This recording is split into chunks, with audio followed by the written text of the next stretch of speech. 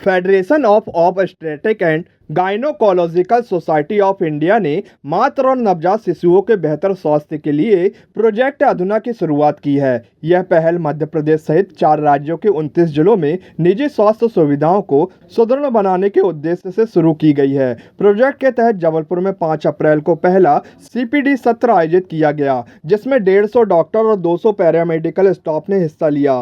Workshop में मातृ anaemia, postpartum haemorrhage और प्रसव के दौरान देखभाल के आधुनिक तरीकों पर प्रशिक्षण दिया गया।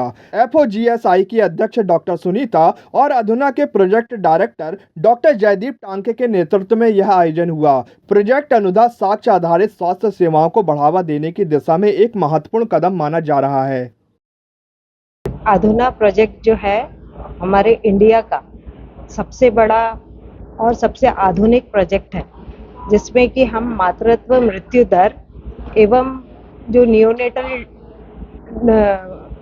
डेथ रेट जो है उसको कम करने के लिए टारगेट कर रहे हैं। और इसके लिए जो है बिल गेट्स जो है और IPA जैसी जो संस्थाएं हैं वो हमको हमारे साथ में हैं, मदद कर रही हैं।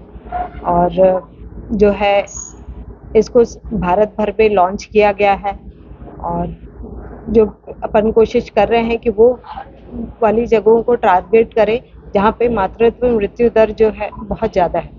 तो इस तरीके से इसको ट्रेनिंग दी जाएगी इसमें डॉक्टर्स को और नर्सिंग स्टाफ को, और माने इसको देखा जाएगा कि अपने माने सभी उसमें इन्वॉल्व हो, कोई भी ना छूटे।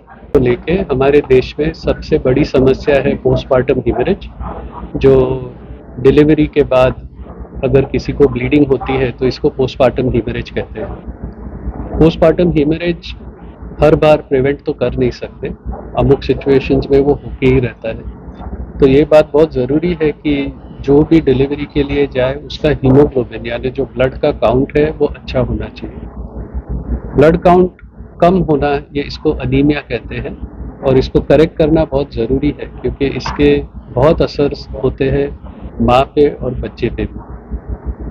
अनीमिया करेक्शन के लिए एक नया इंजेक्शन है जिसको IV FCM कहते हैं। जो पहले आयन के इंजेक्शन आते थे उसमें साइड इफ़ेक्ट्स काफ़ी थे, लेकिन ये जो नया इंजेक्शन आया है उसमें साइड इफ़ेक्ट्स ना के बराबर है।